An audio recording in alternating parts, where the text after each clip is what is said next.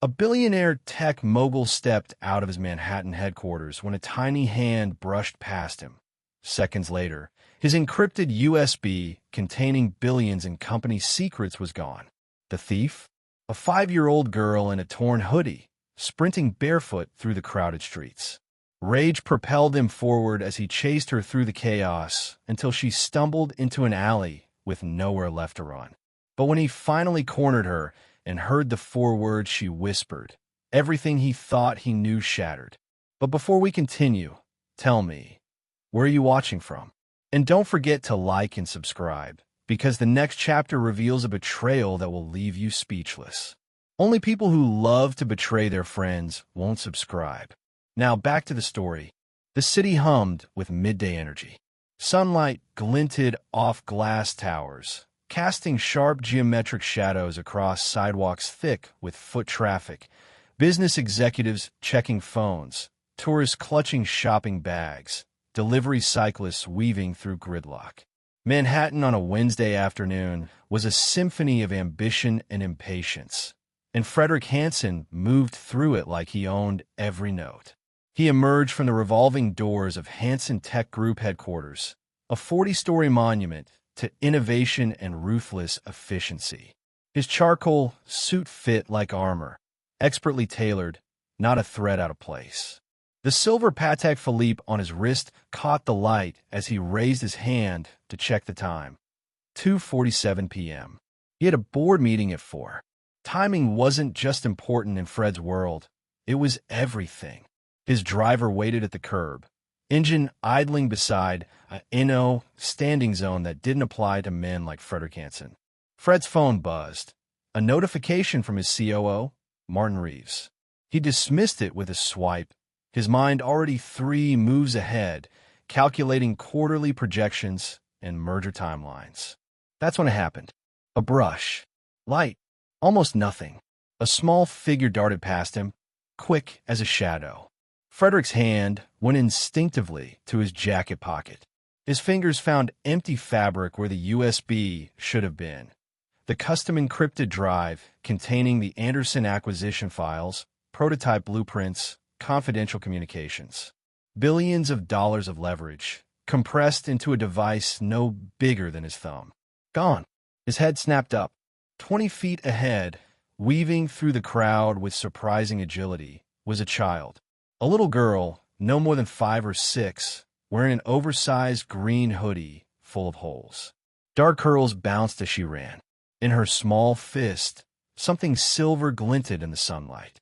His USB. Hey! Frederick's voice cut through the ambient noise like a blade. Heads turned. A businessman in a blue tie stopped mid-stride. A woman with a stroller looked up, startled. But the girl didn't stop. She didn't even look back. She ran. And Frederick Hansen, billionaire, board chairman, man who hadn't run anywhere in a decade except on a private gym treadmill, took off after her. His polished Italian leather shoes struck the pavement in sharp, angry beats.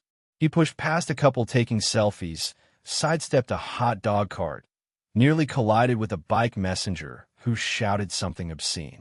The girl was fast, impossibly fast. She slipped between bodies like water through fingers, her small frame an advantage in the packed streets. Frederick's breath came harder now. His tie whipped against his chest. Sweat began to gather at his collar. People were staring, some filming on their phones, but he didn't care.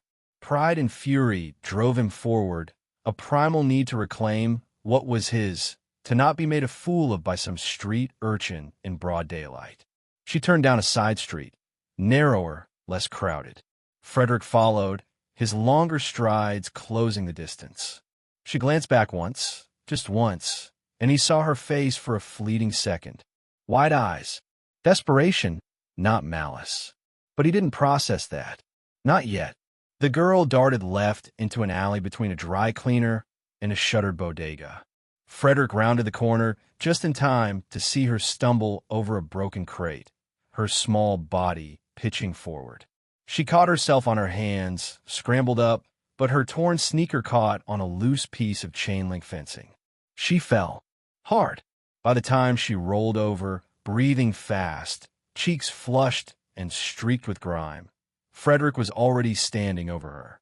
The alley was narrow, shadowed by the buildings on either side, the smell of rotting garbage and hot asphalt thick in the air.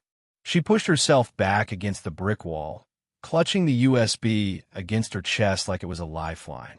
"That belongs to me," Frederick said, voice low and controlled, though his heart hammered in his chest. The little girl stared up at him. Her hoodie had fallen back, revealing a dirt-smudged face, tangled hair, and eyes far too old for someone so small. There was a faint scar across her bottom lip. Her hands trembled. "I should call the police right now," Frederick continued, pulling his phone from his pocket. "Do you understand that? You just committed a felony." Still, she said nothing, just watched him with those enormous, exhausted eyes. He stepped closer. "What were you planning to do with it? Sell it? You have any idea what that thing is worth?" Her lips parted. Her voice, when it came, was barely a whisper. "He told me to—" Frederick froze. "What?" "He told me to take it," she said again, louder this time, though still shaking. Her words tumbled out in a breathless rush. "A man. He showed me your picture. He said if I brought him the shiny stick from the man in the dark suit, he'd give me food. For my grandma. She's sick. She hasn't eaten in 2 days." The anger that had fueled Frederick's chase faltered, replaced by something colder. Confusion. Suspicion. "What man?" "I don't know his name." Tears began to spill down her cheeks, cutting tracks through the dirt. "He's waiting by the train station. He said I had to give it to him by 3 o'clock or he wouldn't help us." Frederick's jaw tightened. His mind raced. Someone had set this up. Someone had used this child as a pawn. And that someone knew exactly who Frederick Hansen was. He looked down at the girl, really looked at her this time. The frayed edges of her hoodie. The duct tape holding her sneaker together. The hollowness in her cheeks that spoke of more than one missed meal. "What's your name?" he asked, softer now. She hesitated. Then, barely audible, "Diane." "Diane," Frederick repeated. He exhaled slowly, crouched down to her level. "I'm not going to call the police. But I need you to tell me everything. Who this man is. What he looks like. Where your grandmother is." Diane's small shoulders shook. She held out the USB with trembling hands. "You can have it back," she whispered. "I'm sorry. I didn't want to steal. I didn't know what else to do." Frederick took the device carefully, his fingers brushing hers. They were ice cold. For a long moment, neither of them spoke. The sounds of the city, distant sirens, honking horns, the hum of a million lives in motion, felt impossibly far away. Then Frederick stood, slipping the USB into his pocket. "Where's your grandmother, Diane?" She pointed down the alley, toward the maze of streets beyond. "Not far." Frederick adjusted his tie, straightened his jacket, and looked down at the little girl still sitting against the wall. "Then take me to her." Diane blinked, surprise flickering across her face. Slowly, she got her feet, and without another word, she turned and started walking. Frederick followed. The alley opened onto a street he didn't recognize. Cracked pavement, graffitied walls, buildings that looked like they'd been forgotten by the city planners decades ago. This was a New York Frederick Hansen knew existed, but had never seen. Not like this. Not up close.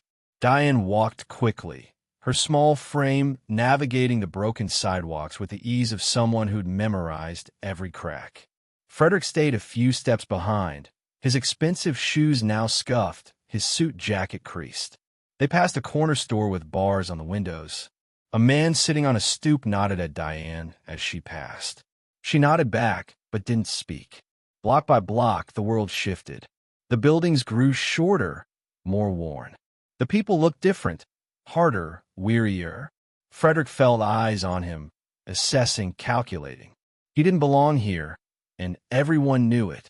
Finally, Diane stopped in front of a sagging brick apartment building. The front door hung crooked on its hinges. The paint was peeling in long, curling strips. "Up here," she said quietly. She led him inside. The stairwell smelled of mildew and something sour Frederick couldn't identify. The walls were stained, the railing loose. A flickering bulb on the second-floor landing cast jittering shadows. They climbed to the third floor. Diane stopped in front of a door with a number half missing, just a faint outline where a 3 and a B used to be. She pushed it open. The apartment was tiny.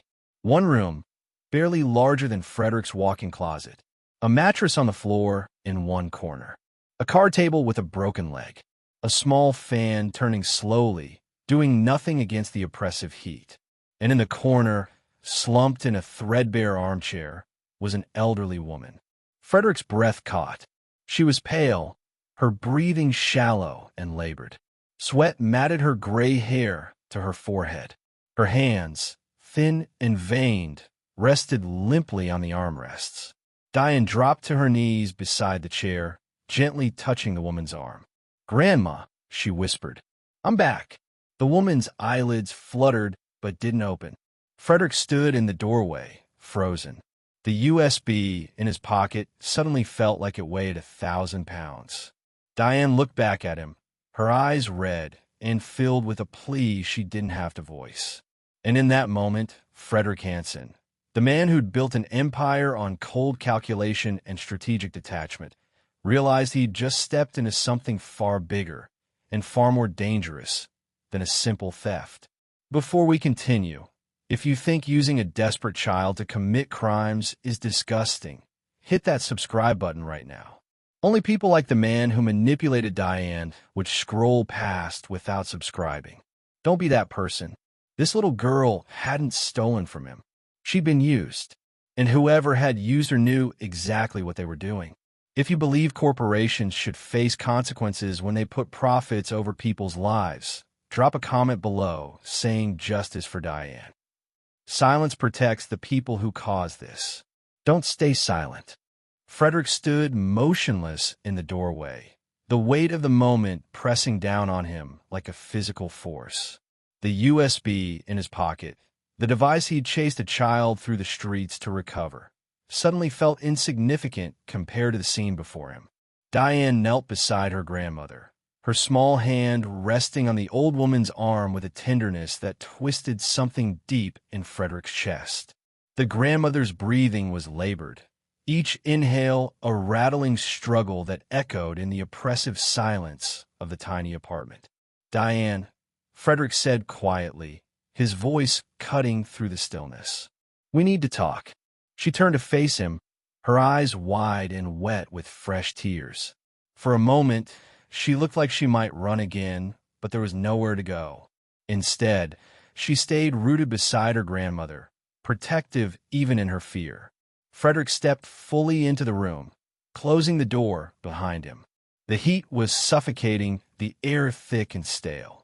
He pulled off his suit jacket, draping it over the back of a wobbly chair, and loosened his tie. "The man who told you to take this," Frederick said, pulling the USB from his pocket and holding it up. "Tell me everything about him. What did he look like?" Diane swallowed hard, her gaze dropping to the floor. "Tall. He wore a black coat. And glasses. Silver glasses. Did he tell you his name?" She shook her head. "No. He showed me a picture on his phone. Of you. Said you'd be coming out of that big building around lunchtime. Said I needed to get close, take the shiny stick from your pocket, and bring it to him by 3 o'clock.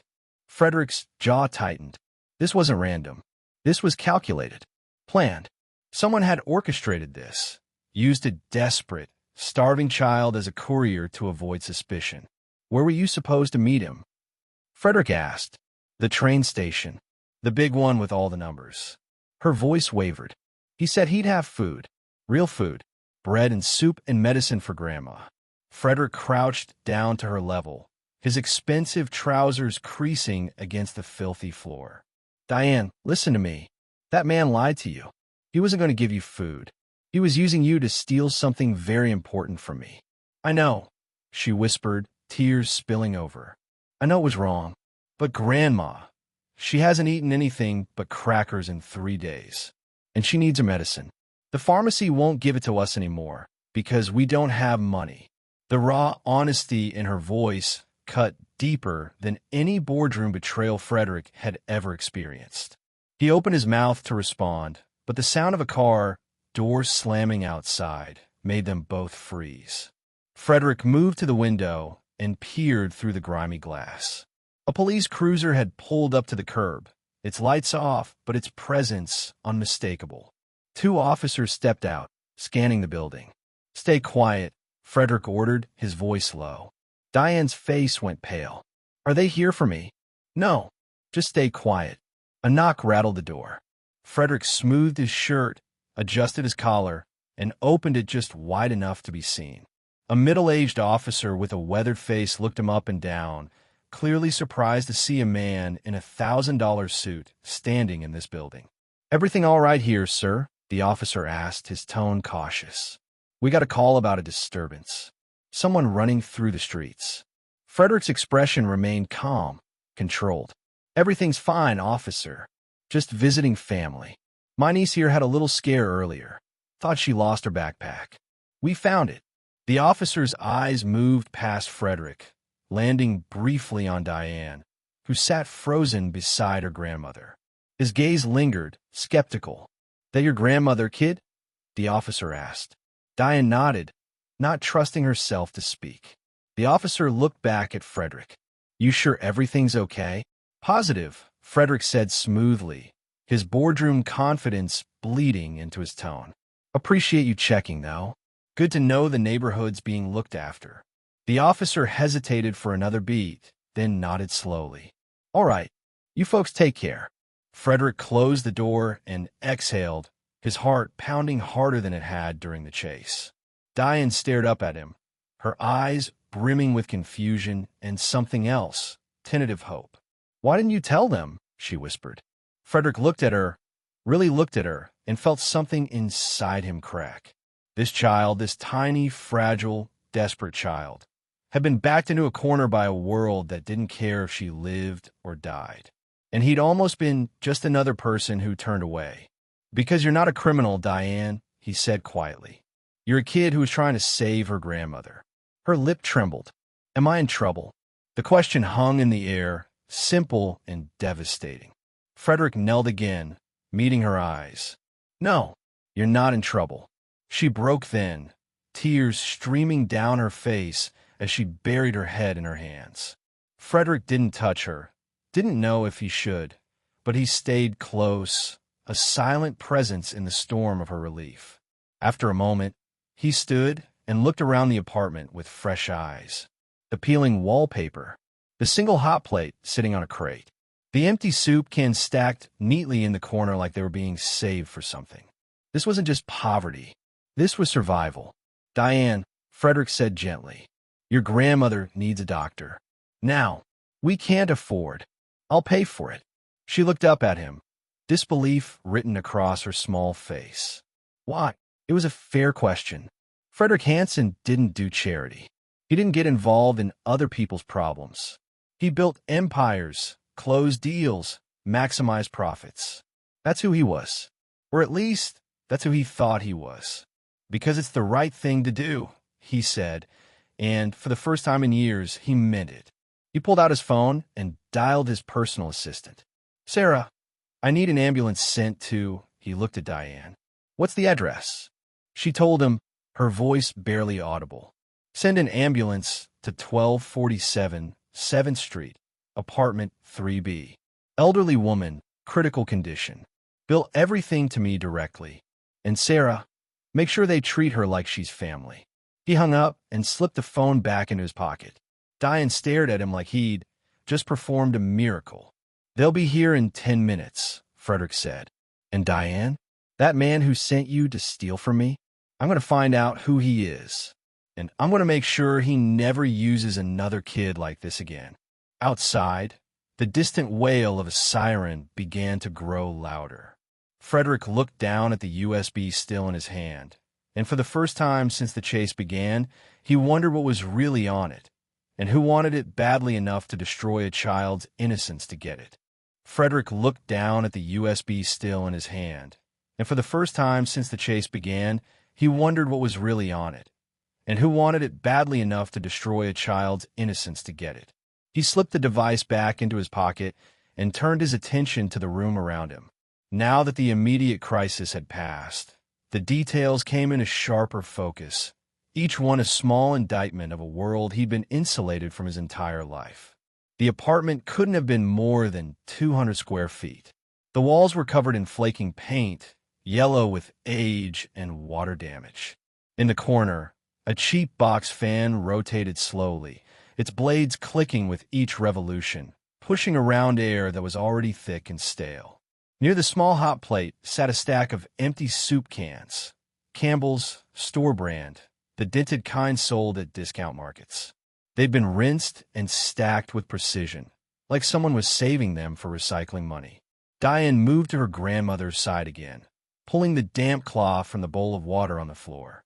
She wrung it out with small, practiced hands and pressed it gently against the old woman's forehead. The gesture was so tender, so rehearsed, that Frederick felt something tighten in his chest. His child had been doing this for days, maybe weeks. "Diane," Frederick said softly, "how long has your grandmother been sick?" "She started feeling bad last month," Diane replied without looking up. "But it got really bad this week. She can't get up anymore." Frederick stepped closer, crouching beside the armchair. The grandmother's face was gaunt, her breathing shallow and irregular. Her skin had a grayish tint that spoke of more than just fever. "What about your parents?" Frederick asked gently. "Where are they?" Diane's hand stilled. For a moment, she didn't answer. Then, in a voice barely above a whisper, she said, "Mommy went to heaven when the fire came." Frederick's stomach dropped. Fire. At her work. There was smoke and fire, and the building fell down. Diane's voice was flat, emotionless. The people on TV said it was an accident, that nobody was supposed to get hurt. But Mommy didn't come home. Frederick's gaze drifted to a small makeshift shelf made from stacked milk crates. On it sat several amber prescription bottles, their labels faded but readable. He stood and moved closer, picking one up. The logo on the label made his blood run cold. MediGrant Pharmaceuticals, one of his subsidiaries, a generic drug manufacturer his company had acquired 3 years ago as part of a portfolio diversification strategy. He'd signed off on the acquisition during a conference call while reviewing quarterly projections. He picked up another bottle. Same logo. Then another. All of them were from his company. "These medicines," Frederick said, his voice tight. "Where did your grandmother get these?" "The clinic," Diane said. "They gave them to us for free at first. But then they said we had to pay. Grandma couldn't pay, so they stopped." Frederick turned the bottle over in his hand. Blood pressure medication. The kind that needed to be taken daily, consistently, or risk stroke and heart failure. His company made these pills. His company had cut off access because an old woman in poverty couldn't afford the copay. Before he could process it further, the grandmother stirred. Her eyelids fluttered open, unfocused and glassy. She turned her head slightly toward Frederick, her lips moving soundlessly at first. Then, in a raspy whisper, she spoke. "You're the man from the screens." Frederick froze. Her eyes, though weak, held a flicker of recognition.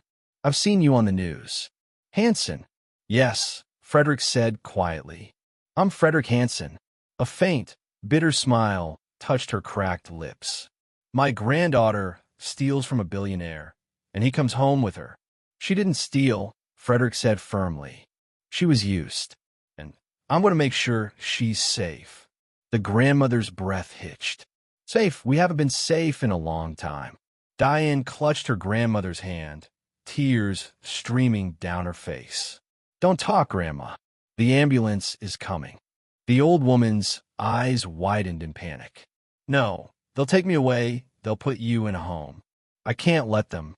"Ma'am," Frederick interrupted gently but firmly. "You need medical attention. If you don't get help now, you won't survive the night. And Diane needs you." "They'll separate us," the grandmother whispered. Frederick looked at Diane, then back at the dying woman. "No one's taking Diane anywhere. I give you my word. I'll make sure you stay together. But you have to let the paramedics help you." The grandmother searched his face for truth. Whatever she saw there must have been enough, because she gave a weak nod. The wail of the ambulance siren grew louder outside, cutting through the noise of the city. Moments later, footsteps thundered up the stairwell. The door burst open and two paramedics entered, their expressions shifting to barely concealed shock as they took in the apartment. "Patients over here," Frederick said, stepping aside. They moved quickly, assessing vitals, asking questions Frederick helped Diane answer. Within minutes, they had her on a stretcher, an oxygen mask over her face, for line already started. "We're taking her to Mount Sinai," one paramedic said. "Is her family coming?" "I am," Diane said immediately. "And I am," Frederick added. The paramedic glanced at him, clearly confused by the sight of a man in a designer suit in this apartment, but didn't question it. As they carried the stretcher down the narrow stairwell, Diane stayed close to Frederick, her small hand reaching out to clutch the edge of his coat. She held on tightly, her knuckles white, as if afraid he might disappear. Frederick placed a reassuring hand on her shoulder. "I'm not going anywhere." They loaded the grandmother into the ambulance. Frederick climbed in beside Diane, sitting on the narrow bench as the paramedics worked. The doors slammed shut and the vehicle lurched forward, siren blaring. Frederick pulled out his phone to silence it, but not before a text notification lit up the screen. "Martin Reeves, COO. We need to talk about the missing USB. Urgent." Frederick stared at the message, his jaw tightening. The USB was still in his pocket, pressed against his ribs like a second heartbeat. He glanced at Diane, who sat curled beside her grandmother's stretcher, her small hand resting on the old woman's arm. Whatever was on that USB, whoever wanted it badly enough to manipulate a child, Frederick had a sinking feeling the answers would destroy everything he thought he knew. He typed a short reply, "Later." Then he turned off his phone and focused on the little girl who'd just stolen far more than a USB drive. She'd stolen his certainty. It was past midnight when Frederick finally returned to his penthouse. The ambulance had delivered Diane's grandmother to Mount Sinai, where a team of doctors immediately admitted her to the ICU. Frederick had stayed long enough to ensure all paperwork was handled, all bills transferred to his personal account, and that Diane was given a private room to sleep in while her grandmother stabilized. The girl had fallen asleep in a chair beside the hospital bed, her small body curled into itself, one hand still clutching the edge of her grandmother's blanket. Frederick had watched her for a long moment before quietly slipping out, leaving his personal number with the nursing staff and strict instructions to call him if anything changed. Now, alone in the cold expanse of his apartment, the silence felt oppressive. The penthouse stretched across the 42nd floor, floor-to-ceiling windows overlooking the glittering Manhattan skyline. Minimalist furniture that cost more than most people's cars, art pieces selected by a decorator he'd never met. Everything was pristine, sterile, perfectly curated, and utterly lifeless. Frederick loosened his tie and poured himself 2 fingers of scotch, but didn't drink it. Instead, he set the glass down on his desk and pulled the USB from his pocket. The small silver device sat in his palm, innocuous and unremarkable. Yet someone had been willing to exploit a child to steal it. That fact alone meant it contained something dangerous. He sat down at his desk and opened his laptop, a custom encrypted machine with security protocols that rivaled government systems. He inserted the USB and waited as the system recognized the device. A password prompt appeared immediately. Frederick tried the standard company encryption key. Access denied. He tried his personal override code. Access denied. His fingers hovered over the keyboard. Then, with practiced efficiency, he launched a bypass protocol he designed years ago, a backdoor into his own security systems that only he knew existed. The screen flickered. Lines of code cascaded down the display. Then, with a soft chime, the files unlocked. Frederick's breath caught. The directory tree sprawled across his screen. Dozens of folders, hundreds of files, all meticulously organized and dated. His eyes scanned the labels. Offshore underscore transfers, shell underscore corp underscore registry, internal underscore confidential, bribery underscore logs. His stomach tightened. He clicked on the first folder. Spreadsheets loaded, financial records detailing wire transfers to accounts in the Cayman Islands, Switzerland, Singapore. Millions of dollars routed through shell companies with names that meant nothing. Apex Holdings, Granite Financial Solutions, Meridian Consulting Group. But the authorization signatures were all too familiar. His own. Except he'd never approved these transactions. Never even seen them. Frederick's jaw clenched. He opened another folder, email threads between Martin Reeves and a list of names Frederick didn't recognize. The subject lines made his blood run cold. Factory inspection delay, compliance workaround, silencing the union rep. He scrolled through message after message, watching a pattern emerge. Martin had been systematically bypassing safety regulations, bribing inspectors, falsifying compliance reports, all while using Frederick's digital signature to authorize the decisions. Frederick had been signing documents for years without reading them, trusting Martin to handle operational details while he focused on growth and acquisitions. That trust had been a weapon. His hand trembled slightly as he scrolled further, deeper into the archive. Then he saw it, a folder labeled Fire_Report_2019. Frederick hesitated, his cursor hovering over the folder. Something in his gut told him that opening it would change everything. He clicked. The folder contained incident reports, insurance documents, internal memos, and a list of names. His eyes went immediately to the death toll: 7 fatalities, 12 injured. Cause: structural failure due to deferred maintenance and code violations. Frederick scrolled to the victim list. The 5th name stopped his heart. Lydia Tuel, age 32, junior programmer. Cause of death: smoke inhalation and blunt force trauma. Diane's mother. Frederick's vision blurred. He scrolled further, finding an internal memo dated 3 weeks after the fire. It was from Martin to the legal department. Settle quietly. Cap payouts at $50,000 per family. Use NDAs. Bury the inspection reports. Frederick doesn't need to be involved in the details. I'll handle messaging. Another memo, this one from the insurance adjuster. Evidence suggests negligence. Fire suppression system was non-functional for 8 months. Exit routes blocked by stored equipment. OSHA violations documented, but never addressed. And finally, a memo from Martin to Frederick himself, dated 2 days after the fire. Fred, tragic accident at the Brooklyn facility. All handled. Insurance covering claims. No media exposure. Recommend we move forward with the Q3 product launch as planned. Let me know if you want a briefing, but honestly, it's under control. Frederick remembered that memo. He remembered reading it on his phone during a flight to Tokyo, replying with a single word: approved. He hadn't asked questions, hadn't demanded a briefing. He trusted Martin to handle it. And Martin had, by burying the truth, by paying off families, by silencing investigators. All while 7 people, including Diane's mother, were dead because of deferred maintenance and cost-cutting measures Frederick's company had prioritized to boost quarterly profits. A photograph was embedded in one of the reports, a staff photo from the Brooklyn facility. Frederick enlarged it, scanning the faces until he found her. Lydia Tuel. She had Diane's eyes, the same dark curls, the same small, hopeful smile.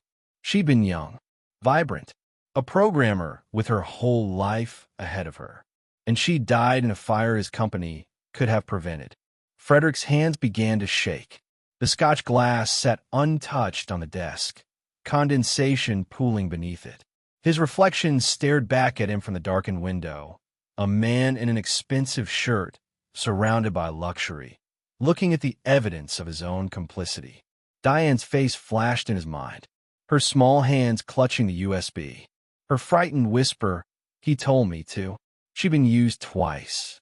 First by the man who manipulated her into stealing, and years before that, by the system Frederick had built, a system that valued profit over people, efficiency over safety, silence over justice.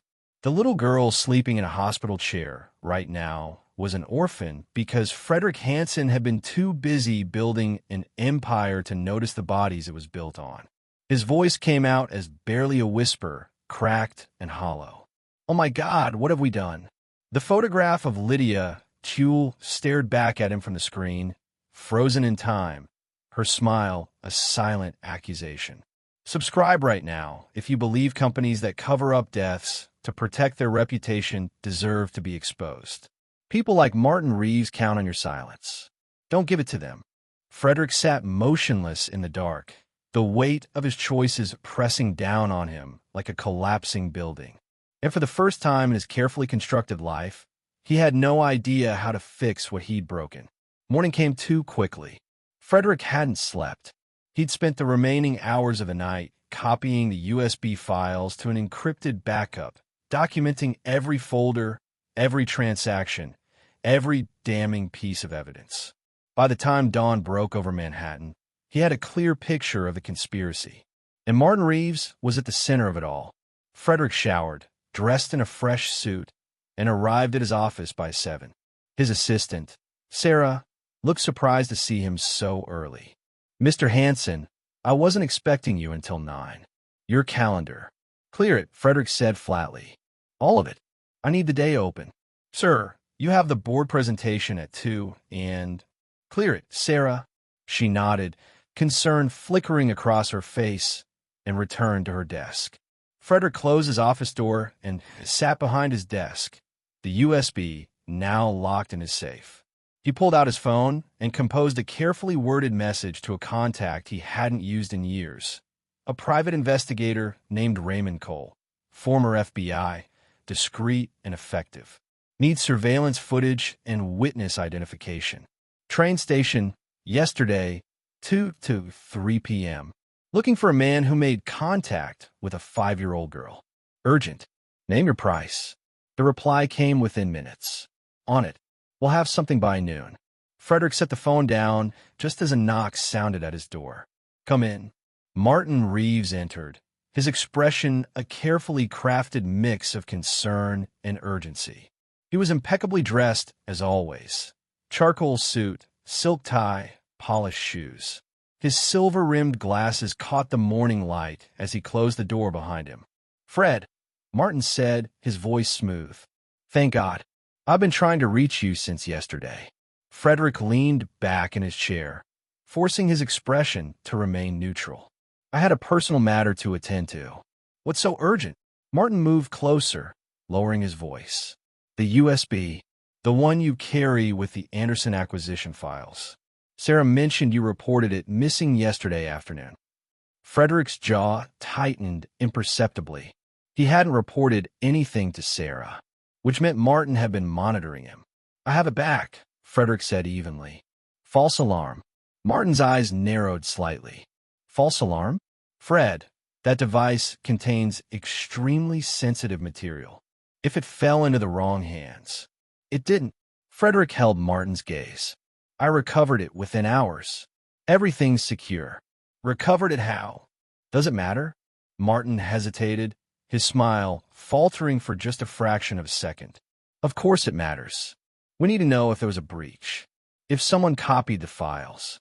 "No one copied anything," Frederick lied smoothly.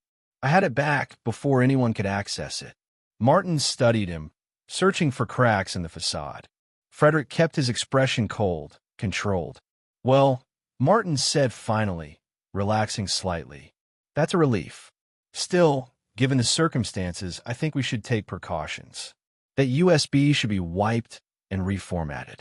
We can restore the Anderson files from the server, but anything else on there, old drafts, outdated communications, should be purged. For security." There it was. Frederick felt a cold clarity settle over him. Martin wasn't worried about security. He was worried about evidence. "You think I should delete everything?" Frederick asked carefully. "I think we should protect the company's legacy," Martin said, his tone turning earnest. "You and I have built something extraordinary, Fred. We can't let carelessness jeopardize that. Sometimes the safest move is a clean slate." Frederick nodded slowly, as if considering. His hand moved subtly to his phone, resting on the desk. With a practice motion, he activated the voice recorder. "You're right," Frederick said. "We've built something worth protecting." "Exactly." Martin's shoulders relaxed. "So let me take the USB. I'll have IT sanitize it properly. Make sure there's no trace of—" "No trace of what, Martin?" The question hung in the air. Martin blinked. "I'm sorry. You said no trace." "Trace of what, specifically?" "I meant no trace of potential vulnerabilities.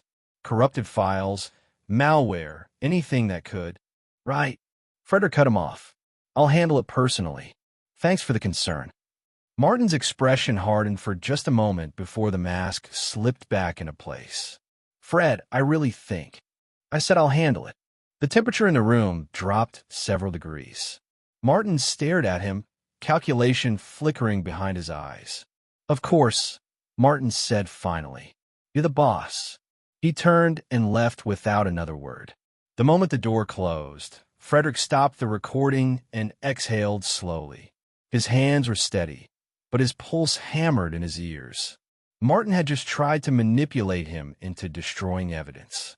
Evidence of crimes Martin had committed using Frederick's name, his signature, his company, his best friend, his partner for 12 years. The man who'd stood beside him through every major decision, every merger, every expansion. A liar, a manipulator, possibly a murderer. Frederick's phone buzzed. A message from Raymond Cole. "Got something. Sending now." A photo loaded on the screen. It showed the interior of Grand Central Terminal, timestamped 2:47 p.m. the previous day. In the frame, a man in a dark coat and silver-rimmed glasses crouched beside a small girl in a green hoodie. He was showing her something on his phone. The man's face was clearly visible. It was Martin's executive assistant, David Chun. Frederick's vision tunneled. His grip on the phone tightened until his knuckles went white. Comment: expose Martin if you think people who exploit children for their own gain deserve to face justice. If you stay quiet, you're letting people like him win. Make your voice heard. Martin hadn't just orchestrated the theft. He'd used his own assistant to manipulate Diane, to prey on a starving child's desperation, to turn her into an unwitting courier, all to retrieve evidence that could destroy him. A second photo followed. This one showed David handing Diane a small piece of paper, pointing toward the street. Frederick's stomach turned. He thought of Diane's trembling voice in the alley. "He told me to." She'd been following instructions from a man who worked for Martin, a man who'd promised her food in exchange for stealing from a stranger, the same man who'd orchestrated the cover-up of her mother's death. Frederick set the phone down carefully, his hands shaking now, not from fear but from rage. He'd trusted Martin completely, given him control over operations, legal compliance, crisis management. Let him handle the dirty details so Frederick could focus on vision and growth. And Martin had built a criminal empire in the shadows of that trust, using Frederick's reputation as a shield. But exposing Martin meant exposing the company. It meant destroying the livelihood of thousands of employees who had nothing to do with Martin's crimes.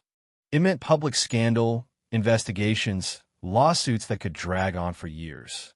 Frederick stared out the window at the city below, the morning sun glinting off steel and glass. He could destroy the evidence, fire Martin quietly, move on, or he could burn it all down and tell the truth. His phone sat on the desk, the recording of Martin's veiled threats still saved in the files. In his mind, Diane's voice echoed, small and frightened and unbearably innocent. "He told me to." The words repeated like a haunting prophecy, an indictment of every choice Frederick had made that led to this moment. He picked up the phone and opened his contacts. It was time to make a choice he couldn't take back. But first, he needed to see Diane. Frederick arrived at Mount Sinai just after noon. The hospital smelled of antiseptic and recycled air, the fluorescent lights casting everything in a sterile, colorless glow. He took the elevator to the fourth-floor ICU, nodding to the nurses who'd come to recognize him over the past 18 hours. Diane's grandmother had been moved to a private room, Frederick's doing. The machines surrounding her bed beeped in steady rhythm, monitoring vitals that were growing weaker by the hour. Diane sat curled in the chair beside the bed, exactly where Frederick had left her. She was awake now, her small hand resting on her grandmother's arm, watching the old woman's chest rise and fall with labored breaths. She looked up when Frederick entered. Her eyes were red-rimmed, exhausted. "She's not getting better," Diane whispered. Frederick pulled a second chair close and sat down beside her. "The doctors are doing everything they can." "I know." Her voice was small, defeated. "But I can hear them when they talk in the hallway. They use big words, but I know what they mean." Frederick's throat tightened. This child had been forced to grow up too fast to understand things no 5-year-old should have to comprehend. He stayed with them through the afternoon, signing medical bills as nurses brought them, authorizing treatments, making calls to ensure the grandmother received the best care available. Diane eventually fell asleep again, her head resting against the armrest, one hand still clutching her grandmother's blanket. Frederick watched her sleep and felt the weight of everything pressing down on him. His phone buzzed. A text from Sarah. "Media outlets are calling. Questions about internal security breaches at Hansen Tech Martin is asking for you. Board meeting moved to 4 p.m. He says it's critical." Frederick's jaw clenched. Martin was already spinning the narrative, controlling the story before Frederick could act. He stood quietly, careful not to wake Diane, and stepped into the hallway. Another text came through, this time directly from Martin. "Fred, we need to present a united front. The press is circling. Be at the meeting. We control this together or we lose everything." Frederick stared at the message, then deleted it. He made his way to the office, arriving just as the board was assembling in the conference room. 12 members sat around the long table. Investors, advisors, legacy partners who'd been with the company since its early days. Martin stood at the head of the table, his expression grave, authoritative. He nodded to Frederick as he entered. "Gentlemen, Frederick's here. We can begin." Frederick took his seat, his face unreadable. Martin launched into his presentation, his voice measured and controlled. "As you're all aware, there's been a significant security incident. Sensitive company data was compromised yesterday when Frederick's personal encrypted USB was temporarily misplaced." Several board members glanced at Frederick. He said nothing. Now, the device was recovered. Martin continued smoothly, but not before raising serious questions about our internal protocols. The fact that such critical information was being transported physically outside our secure servers represents a massive vulnerability. Frederick's hands tightened into fists beneath the table. "I've always advocated for stronger digital security measures," Martin said, his tone turning almost sympathetic as he looked at Frederick. "But Frederick prefers a more hands-on approach. Unfortunately, that preference has now exposed us to potential litigation, regulatory scrutiny, and reputational damage." One of the board members leaned forward. "Frederick, is this accurate? You were carrying acquisition files on a personal device." Frederick met the man's eyes. The USB contained more than acquisition files. Martin's expression flickered. "Fred, it contained evidence," Frederick continued, his voice cutting through the room like a blade. "Evidence of financial crimes, bribery, cover-ups, all authorized using my digital signature without my knowledge." The room went silent. Martin's face drained of color. "Frederick, I don't think this is the time." "It's exactly the time." Frederick stood, his chair scraping against the floor. "You wanted to control the narrative, Martin? Here it is. That USB proves you've been running a criminal operation under my name for years. And yesterday, you sent your assistant to manipulate a 5-year-old child into stealing it back." Gasps rippled through the room. Martin's composure cracked. "That's absurd. Frederick, you're clearly under stress." "I have recordings," Frederick said coldly. "Photographs. Financial records. All of it." Martin stared at him, calculation and panic warring in his eyes. Frederick turned to the board. "I'll be providing everything to federal investigators. If you want to protect yourselves, I suggest you distance yourselves from Martin immediately." Then he walked out. Behind him, the room erupted into chaos. Voices overlapping, chairs scraping, Martin shouting his name. Frederick didn't look back. He returned to the hospital as night fell over the city. The ICU was quieter now. The hallway lights dimmed. Frederick walked toward Diane's room and froze when he saw the cluster of nurses outside the door, their faces solemn. His heart dropped. He pushed through and entered the room. Diane sat in her chair, staring at her grandmother. The monitors had been turned off, the machines silenced. The old woman lay still, her chest no longer rising, her face peaceful in a way it hadn't been in days. Diane's voice was barely a whisper. "She's not waking up." Frederick knelt beside her. "Diane."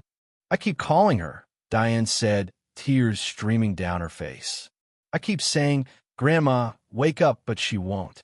"Why won't she wake up?" Frederick's throat closed. He reached out and gently took Diane's hand. "She's gone, sweetheart," he said softly. "She's not in pain anymore." Diane's small body began to shake. She turned to Frederick, her face crumpling, and let out a sound that broke him. A raw, grief-stricken sob that came from somewhere deep and utterly shattered.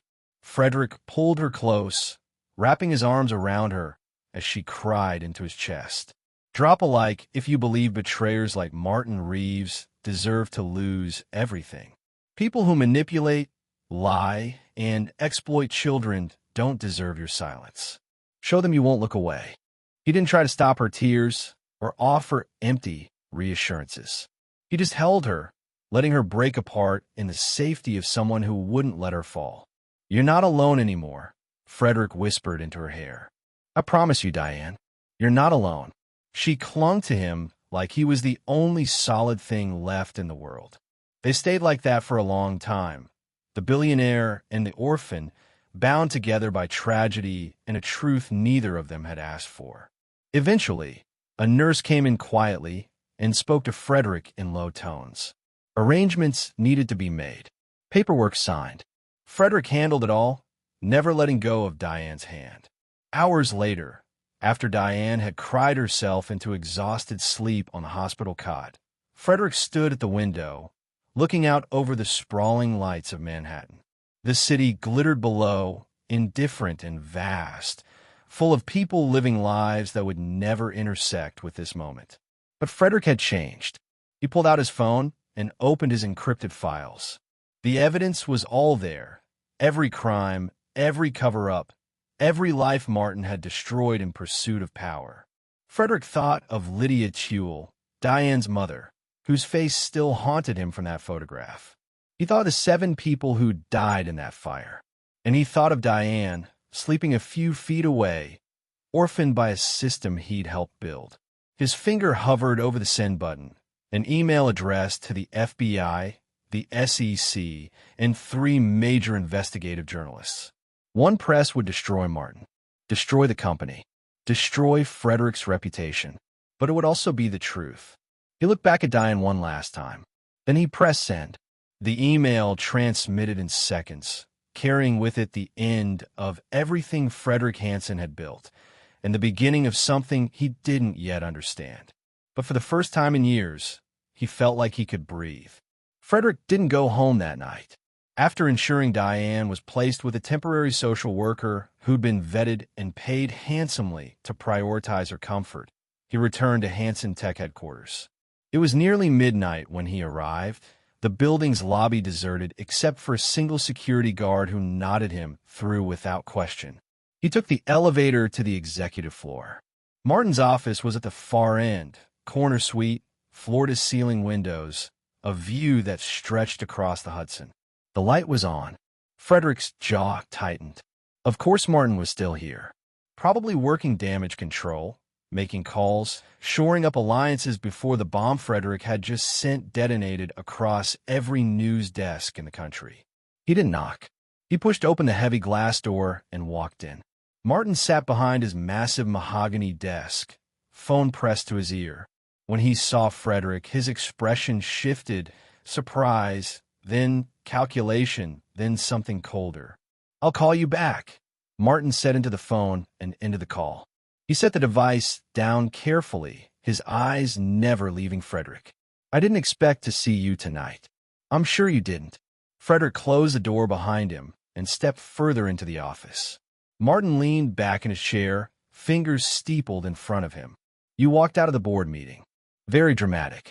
Very unlike you. Unlike the version of me you thought you controlled, Frederick said evenly. A thin smile touched Martin's lips. Fred, sit down. Let's talk about this like adults. I'd rather stand. Martin's smile faded. He stood as well, moving around the desk with the kind of measured calm that came before violence or confession. You're making a mistake.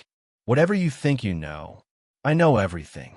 Frederick's voice cut through the air like steel. The offshore accounts, the bribes, the factory fire, Lydia Tuel, all of it. Martin stopped. For a long moment, he said nothing. Then he laughed, a short, bitter sound devoid of humor. So you finally opened the USB. Martin shook his head. I wonder when you'd get curious. You used a child to steal it back. I used available resources, Martin corrected coldly. The girl was convenient. Invisible. No one suspects a starving kid. Frederick's hands clenched into fists. Her mother died because of you. Because you cut corners, bribed inspectors, ignored safety violations, all to save a few $1 million. To save the company. Martin snapped, his composure cracking. While you were off playing visionary, giving TED Talks about innovation and disruption, I was doing the real work. Keeping us profitable. Keeping us competitive. You think empires are built on ethics, Fred? They're built on pragmatism. They're built on bodies, Frederick shot back. 7 people died in that fire. 7. Acceptable losses in a competitive market. Martin's voice was ice. You want to know the truth, Fred? You've always been naive. Brilliant, yes. Visionary, absolutely. But naive. You believed the world rewarded good intentions. I knew better. So I did what had to be done while you kept your hands clean and your conscience intact. Frederick stared at the man he'd once called his closest friend. You framed me. Used my signature to authorize crimes I never knew about. Insurance, Martin said simply. If anything ever came to light, you'd take the fall. The idealistic CEO who got in over his head. I'd express shock and disappointment. Help investigators walk away clean. He paused. It was always the plan, Fred. From the beginning. The betrayal burned through Frederick's chest. Why? Why? Martin laughed again. Because you were too weak to do what needed to be done. Because I built this company as much as you did, but you got all the credit. And because when I found buyers, foreign investors willing to pay billions for our technology and our secrets, I knew you'd never agree to the sale. Frederick's blood ran cold. You were going to sell the company. Sell state secrets.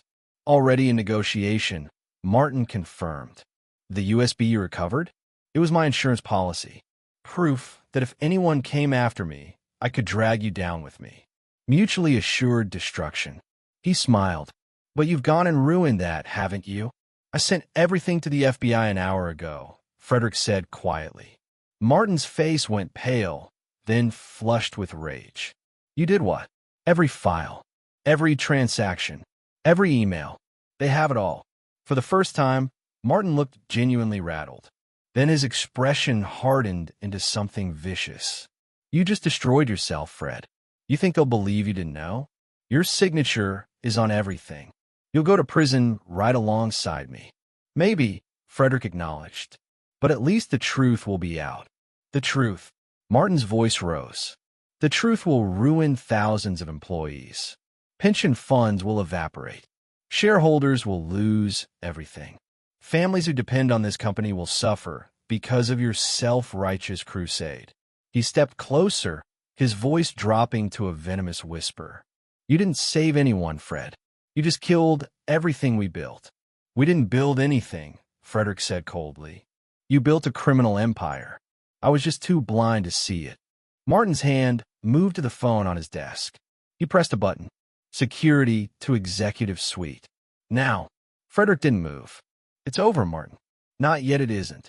Martin's eyes glittered with malice. I've already contacted our legal team. By morning, I'll have injunctions filed, emergency motions, counter-accusations. I'll bury you in litigation for the next decade. And when the dust settles, you'll be the villain, not me. Heavy footsteps sounded in the hallway. Two security guards appeared in the doorway, hands on their belts. "Mr. Reeves?" one of them asked. Martin pointed at Frederick. "Escort Mr. Hansen from the building. He's no longer authorized to be here. If he resists, call the police." The guards hesitated, clearly uncomfortable with the situation, but moved forward. Frederick looked at Martin one last time. "You made a mistake." "Did I?" "You used Diane." That little girl trusted the man who approached her. She followed his instructions because she was desperate and afraid. Frederick's voice was quiet, lethal. "But she's not your pawn anymore. She's my responsibility now. And I will make sure everyone knows what you did to her. No one cares about one orphan, Fred." The guards reached Frederick, their hands hovering near his arms. Frederick's phone buzzed in his pocket. He pulled it out, glancing at the screen. An unknown number. A video file. He opened it. The footage was grainy, but clear. Security camera angle from Grand Central Terminal, time-stamped yesterday afternoon. It showed David Chun, Martin's assistant, crouching beside a small girl in a green hoodie. He handed her a printed photograph and pointed toward the exit. The audio was faint but audible. "Find this man. Take the silver stick from his pocket. Bring it to me by 3, and I'll have food waiting for you. Real food. Understand?" Diane's small voice. "Will there be enough for Grandma, too?" "Plenty, but only if you do exactly as I say." Frederick looked up at Martin, his expression unreadable. "What?" Martin demanded. Frederick turned the phone around, showing him the video. Martin's face drained of color. "Raymond Cole is very good at his job," Frederick said quietly. "He pulled this from the terminal's backup servers an hour ago. Audio and video. Your assistant. Your instructions. Your exploitation of a child." Martin's mouth opened, but no words came out. Frederick pocketed his phone and looked at the security guards. "You can escort me out. I'm done here." He walked past them, past Martin, past the desk where so many decisions had been made that destroyed lives. At the doorway, he paused and looked back. Martin stood frozen, his empire crumbling around him in real time. Frederick's voice was barely above a whisper, but it carried like a sentencing. "You made the wrong child your messenger." Then he walked out into the night, leaving Martin Reeves alone with his lies. The story broke at 6:47 a.m. Frederick was sitting in a diner 3 blocks from a hospital, nursing black coffee he hadn't touched, when the first notification lit up his phone. Then another. Then dozens cascading like an avalanche. Breaking. Hansen Tech CEO linked to massive fraud scheme. Federal investigators raid Hansen Tech headquarters.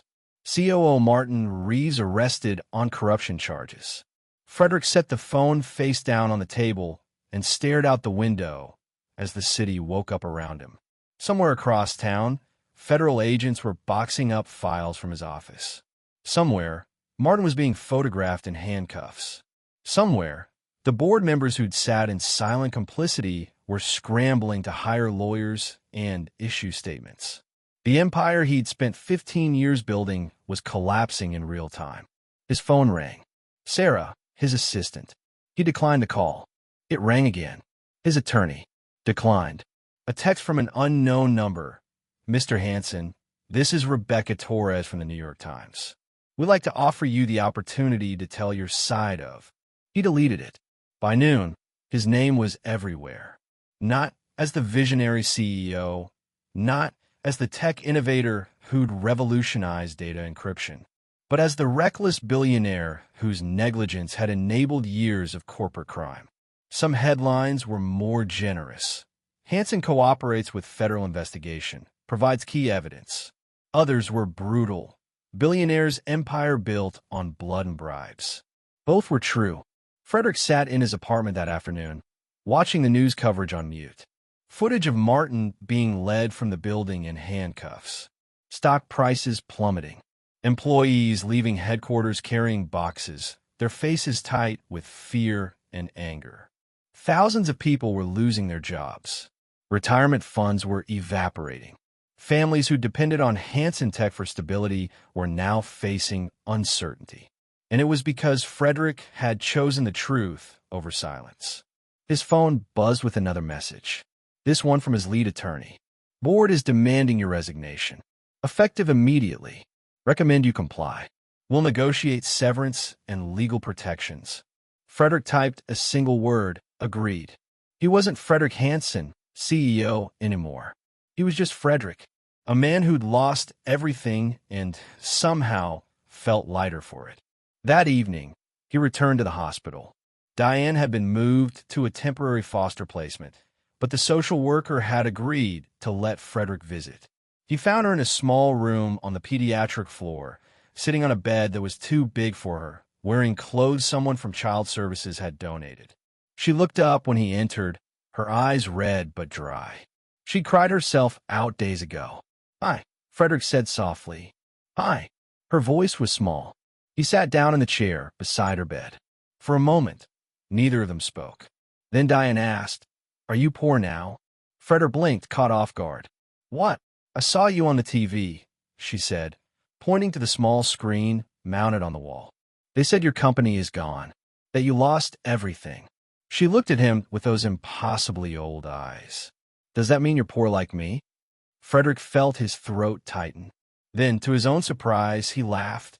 A real, genuine laugh that shook his shoulders and brought tears to his eyes. "Not poor, Diane," he said, his voice thick. "Free.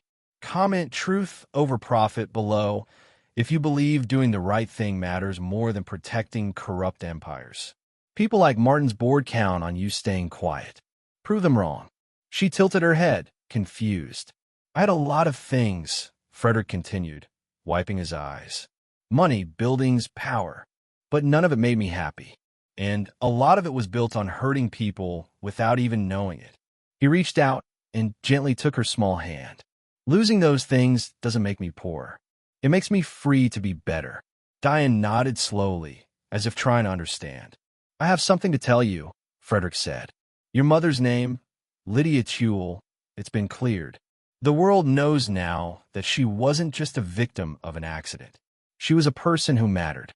And what happened to her wasn't her fault. It was ours." Diane's lip trembled. "People know about Mommy." "Yes, and they know she was brave and kind, just like you." A tear slipped down Diane's cheek. Frederick squeezed her hand gently. "Your grandmother's burial has been taken care of," he added quietly. "She'll be laid to rest next to your mother. You'll be able to visit them whenever you want. Will you come with me?" Diane whispered. Frederick's vision blurred. "If you want me to, yes. Always." Diane slid off the bed and wrapped her thin arms around his neck. Frederick held her carefully, as if she were made of glass, feeling her small body shake with silent sobs. "You're not alone anymore," he whispered into her hair. "I promise." They stayed like that until the social worker knocked gently on the door, signaling that visiting hours were over. Frederick pulled back, brushing a curl away from Diane's face. "I'll see you tomorrow, okay?" She nodded, trusting him completely. He stood, gave her one last smile, and walked out into the hallway. Dawn was breaking as Frederick left the hospital.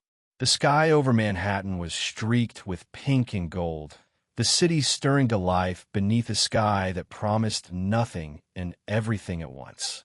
He stood on the sidewalk, hands in his pockets, no driver waiting, no security detail, no assistant scheduling his next move. Just Frederick, alone, unmoored, and free. He looked back at the hospital one last time, then turned and walked into the new day, leaving behind the empire he'd built and carrying forward the only thing that mattered, a promise to a little girl who'd stolen his certainty and given him back his humanity. 6 months later, the townhouse in Brooklyn was nothing like the penthouse Frederick once called home. It was 3 stories of worn brick, sandwiched between a corner bodega and a family-run laundromat. The front steps needed repair. The paint on the window frames was peeling. But it was his, purchased with what remained after the legal settlements, the restitution payments, and the funds he'd set aside for victims of Hansen Tech's negligence. Inside, the space was simple. Hardwood floors, second-hand furniture, walls decorated not with expensive art, but with things that mattered. Photographs of Diane, newspaper clippings about the Chul Foundation, handwritten thank you notes from families who'd received settlements. And on the wall behind his modest desk, a bronze plaque. The Chul Foundation, building hope from truth. Frederick stood in front of it now, adjusting it slightly so it hung perfectly straight. The foundation was small, just him, 2 part-time employees, and a network of volunteers. They focused on ethical technology development, whistleblower protections, and supporting families affected by corporate negligence. It wasn't an empire. It was honest work. The doorbell rang. Frederick smiled and walked to the door, opening it to find Diane standing on the steps beside Claire Rodriguez, her foster mother. Diane had grown in the past 6 months, taller, healthier, her cheeks no longer hollow, her eyes brighter. She wore a yellow sundress and sneakers that actually fit, her curls pulled back with a bright ribbon. "Fred!" she shouted, launching herself at him. He caught her easily, lifting her up as she wrapped her arms around his neck. "Hey, kiddo, you ready for today?" "Yes." She pulled back, grinning. "Claire said we can get ice cream after." "Did she now?" Frederick looked at Claire, who smiled warmly. "She's been talking about it all morning," Claire said. "I hope that's okay." "More than okay." Frederick set Diane down gently. "Come on in. I've got something to show you first." Diane bounded inside, Claire following at a more measured pace. Frederick led them to the small office where he worked. On the desk sat a framed drawing, carefully preserved behind glass. Diane had made it 2 weeks ago during one of her visits. It showed 3 figures drawn in crayon, a tall man in a suit, a little girl holding his hand, and a woman with dark curls standing beside them, her arms outstretched as if embracing them both. Above the figures, in Diane's careful handwriting, was a single word: family. "I hung it up," Frederick said, gesturing to the wall where it now had a place of honor beside the foundation plaque. Diane's face lit up. "You kept it." "Of course I kept it. It's the most important thing in this whole office." She beamed, then noticed something else on the desk, a photograph in a simple wooden frame. It showed a woman in her early 30s, smiling at the camera, her eyes warm and kind. "That's Mommy," Diane whispered. "Yes," Frederick said quietly. "I wanted her here too, so she could see what we're building, what her daughter is becoming." Diane stared at the photograph for a long moment, then reached up and touched the glass gently. "I think she'd be proud. I know she would be." Claire wiped at her eyes discreetly, then cleared her throat. "Should we head out? The weather's perfect today." They walked together through Brooklyn, the 3 of them, making their way toward Manhattan. The streets were alive with weekend energy. Families strolling, street musicians playing, vendors calling out their wares. Diane walked between Frederick and Claire, holding both their hands, chattering about school and her new friends and a book she was reading. Eventually, they reached the street where it had all begun. Frederick slowed as they approached the familiar intersection. The glass high-rise where Hansen Tech headquarters once stood loomed in the distance, but it belonged to a different company now. The revolving doors that Frederick had walked through that fateful day still spun, delivering strangers to destinations he'd never know. "This is where you chased me," Diane said suddenly, looking up at him. Frederick nodded. "Yes, right here." She grinned mischievously. "Want to do it again?" Before he could answer, she pulled her hand free and took off running down the sidewalk, her laughter echoing above the city noise. Frederick exchanged a glance with Claire, who smiled and nodded. "Go on," she said. "I'll catch up." Frederick grinned and took off after Diane, his legs pumping, his heart light. She was faster now, healthier, no longer running out of desperation, but out of joy. She darted between pedestrians, her yellow dress flashing like a beacon. The memory of their first chase overlaid the present. The terror and rage he'd felt then contrasted with the pure happiness he felt now. The same street, the same players, but everything had changed. Diane glanced back, her face flushed with delight, and squealed as Frederick closed the distance. She tried to dodge around a hot dog cart, but he caught her gently, scooping her up and spinning her around as she shrieked with laughter. "I got you," Frederick declared, setting her down but keeping his hands on her shoulders. She giggled, breathless. "You're faster than you look." "And you," Frederick said, kneeling down to her level, "are trouble." "Good trouble?" she asked hopefully. "The best trouble." He smiled, then added softly, "You stole something again, Diane." Her eyes widened in mock concern. "What?" "I didn't take anything, I promise." Frederick tapped her chest gently, right over her heart. "You stole something from me the day we met." "What?" she whispered. "My heart." Diane's expression melted into something tender and sweet. She threw her arms around his neck and hugged him fiercely. Frederick held her close, his eyes stinging with tears he didn't bother to hide. When she pulled back, she looked at him seriously. "Can I keep it forever?" Frederick promised. Subscribe if you believe second chances and redemption are more valuable than wealth built on lies. Only people who care more about money than humanity would disagree. Show where you stand. Claire caught up to them, slightly out of breath, smiling at the scene. "Ice cream now." "Ice cream." Diane cheered. They walked together toward a small parlor down the street, Diane skipping between them, her voice bright with plans and dreams and the kind of hope that only children who survive the worst can truly embody.